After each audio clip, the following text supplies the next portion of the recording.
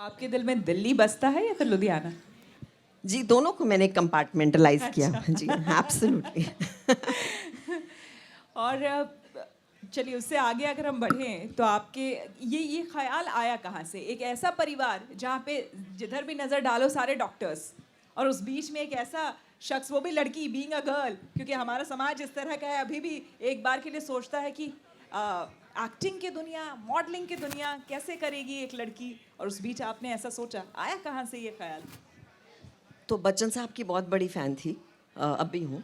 और मम्मी की साड़ियाँ और दुपट्टे फाड़ के मैं कैम्ब्रिज स्कूल के सब अपने स्टूडेंट्स को बुलाती थी और दोस्तों को, और समोसे गुलाब जामुन की पार्टी देती थी और कहती थी कि अब मैं डांस करने वाली हूँ खई के पान बनारस वाला पे, और तुम देखना और तुम ताली ज़रूर बजाना। हाँ, तो जो एक स्टेज पे खड़ा होना और बच्चों का देखना, निहारना और वो जेन्युइन ताली बजाना, वो कहीं ना कहीं मुझे लगा कि मुझे यही करना है।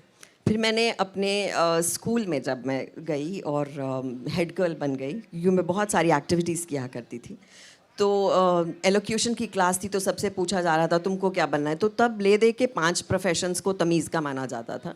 डॉक्टर, इंजीनियर, आईएएस, टीचर, अभी भी वैसे ही एक माना जाता था। एक आध और आप बोल दीजिए।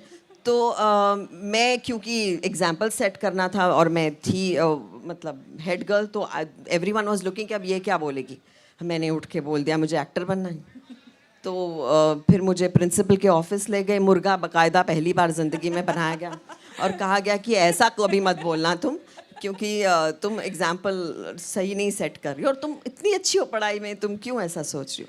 कट टू 10 साल के बाद स्कूल का ट्रिप आता है, वही प्रिंसिपल मेरे घर आती हैं और नीचे बच्चे ही बच्चे बसेस में सब ट्रिप करने आए हैं।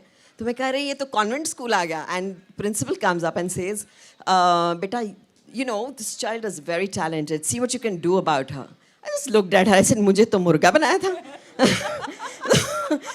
But ऐसे ही होता है। times change and you lead a precedence. All I'm saying is, ज़िंदगी में जो आपको लगता है आप करना चाहते हैं और वो सही लगता है, तो उस ख्वाब को ज़रूर पूरा करें, क्योंकि कहीं ना कहीं आप बाकी लोगों के लिए रास्ता खोल देते हैं।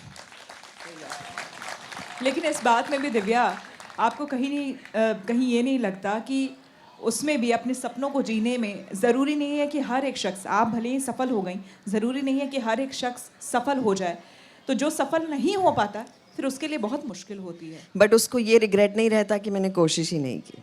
ये बहुत ही सारे positive बात लोग है, ये हैं आपने सही कहा। जो आते हैं इंडस्ट्री में, और आसान जगह नहीं है, बहुत मुश्किल है एक 9 से 5 की कंफर्म्ड जॉब ना करना, जहां आपको मालूम ही नहीं कल आपको फिल्म मिलेगी या नहीं मिलेगी, मिली तो हिट होगी कि नहीं, हिट हो गई तो आगे आपका क्या होने वाला है।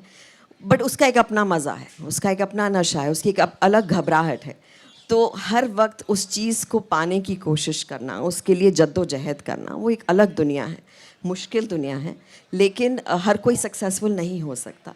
लेकिन कहीं ये आप, मैं कितने लोगों को मिलती हूँ और हाथ मिलाएंगे, कहेंगे you know even I wanted to be an actor. So वो जो वांटेड टू में उनके आंखों में एक लगता है कि हमने कोशिश नहीं की।